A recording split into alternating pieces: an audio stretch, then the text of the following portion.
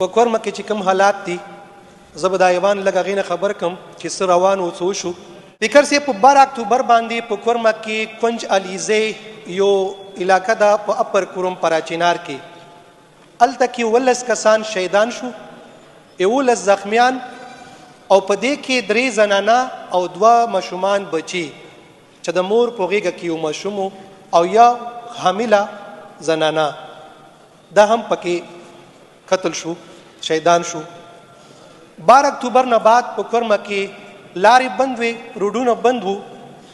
په اپر کورم کې تری منګل، اوسګړي مقبل او بشارا دا د الفاظ ما ته خوند نه راکوي د اهل سنت اهل تشیع، خو مجبور یم د خلکو د پوهې دپاره د بزه کوم.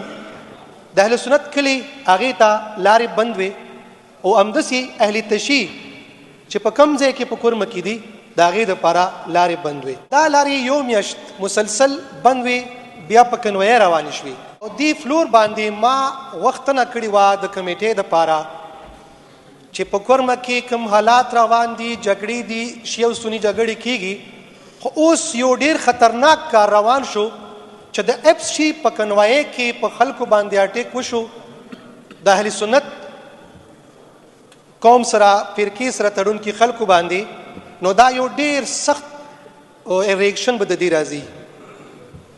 خو افسوس کوم چې هغې نه بعد د هغې ریاکشن بار بار مونږ وینا کړې وه چې راځي به په 21 نومبر باندې د اهل تشیع کنویه چې د لوور کورم او چات ایریا په مندرو کې هغې باندې اټیک وشو. 43 کسان په هغې کې قتل شو او 80 کسان په هغې کې زخمیان شو.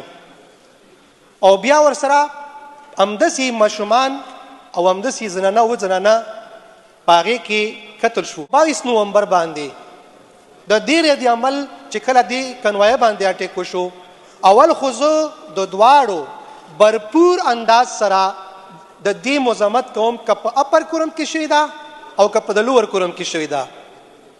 په 22 نومبر باندې د اپر کورم کې اشتعال کې راغلو. ظاهره خبره ده چې یو علاقې ته مړی لاړ شي او پر وژلي لاړ شي، بچي مړه وي، زنانه د چا مور وي د چا خور وي هغه مړه ورشي.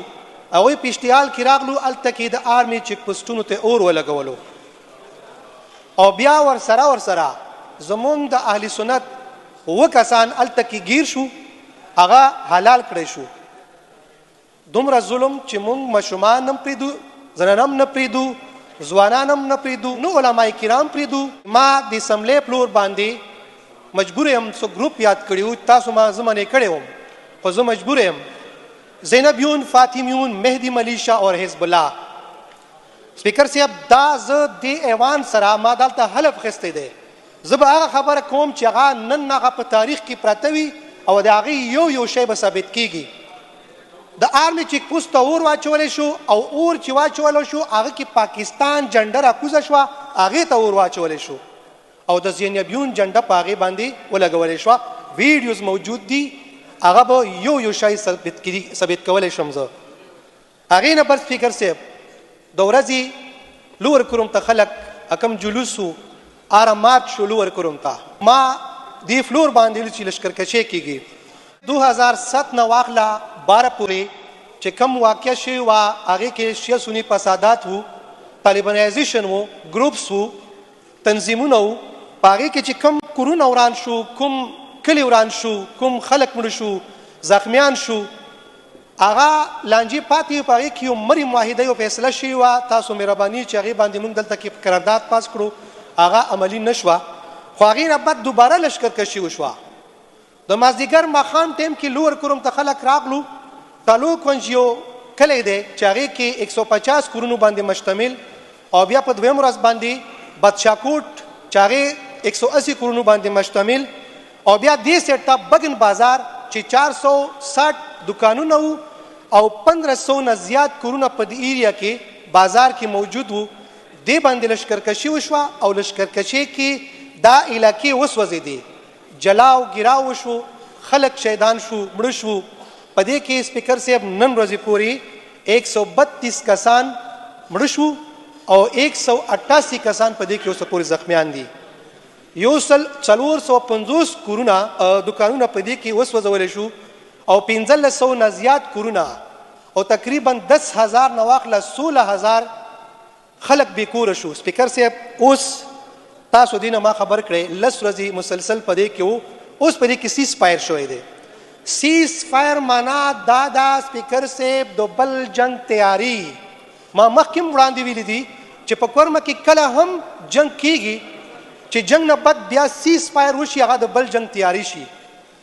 خو افسوس کوم سپیکر صاحب چې دې فلور باندې زه بار بار دا غوښتنه کوم، دا ډیمانډ کوم چې کمیټي جوړه شي او سی ایم صاحب نه سپیکر صاحب تاسو نه بار بار ما غوښتنه کړې ده چې کمیټي جوړه شي. سپیکر صاحب 12 اکتوبر نه بعد ما غوښتنه کړې وه آیا که هغې باندې ایکشن شوی وای زما دا 4,500 دکانونه او 1,500 کورونه او دغه 14,000 خلک به دا ولې بېکوره کېدو. ډېر افسوس سره وایم چې دا حکومت وفاقي حکومت زما د ریاستي ادارې چې هغه ریاست کې کار کوي ټولې ناکامې دي او فیل دي. په کورمه کې سپیکر صاحب زه بار بار وایم چې غټ تنظیمونه دي، 3 ډیویژن دي، سنټرل کوروم، لوور کوروم، اپر کوروم، چې په لوور کوروم کې اپریشن کیږي، په سنټرل کوروم کې اپریشن کیږي، د طالب خلاف اپریشن کیږي، د زینبیون، د فاطمیون، د مهدی ملیشا، د حزب الله په خلاف ولې اپریشن نه کیږي؟ زه دا ریاست په دې ناکام بولم. آرمی چیک پوسټونو ته اور لګیږي او دلته کې ټوله ګیله د آرمی نه کیږي. دا څنګه آرمی ده؟ دا څنګه ادارې دي چې هغه په کاڼو باندې ولي د هغې چیک پوسټونو ته اور لګولی شي، د هغې په زور باندې هغې نه کسان را خلاصوي چې هغې کې مشهود علي د زینبیون کمانډر و، په زور ویډیو موجوده ده، په زور یې ونه خلاص کړو. او بیا د آرمی په چیک پوسټ باندې د یو ملا سر کیدی او مونږه بیا د یو بل کورونو نه پښتو کې یو متل چې دون आवाज کوي ښځه خو یې نه دی بوتلی که نه. مونږه سپیکر صاحب یو بل نه ښځې بوځو، اهل تشیع سنیانو ښځې بوتلي دي او د اهل سنت د اهل تشیع ښځې بوتلي دي. آخر دا کمې معاشرې کې مونږ پراته یو. زه سپیکر صاحب سوال کوم، محنت کوم دوباره دا جولې دغې اسامبلې ته نسم او دا زمونږ د اپوزیشن کم د پارټو مشران دي که څوک هم دي، څونه پارټۍ دي، خدای ته وګورئ زما د کور مې اپریشن وکړئ او ما مري معاهده عملي کړئ، دا توبهی نه ما نور بچ کړئ، غرق شو، تباه شو، برباد شو. دا زما سوال دی. نوره بس وایند اپ کوم او شکریا ده کوم، خو ډېر زیات ناکام شوي دا ادارې او ستا صوبایي حکومت، دا ادارې او دا وفاق او دا اپوزیشن کې چې ما سره ناست ملګري دي د په وفاق کې حکومت دی، دا هم ناکام دي، ټول ناکام دي. نور مونږ برباد نه کې. دا مې سوال دی او دا مې زاری ده. Honorable Minister Law.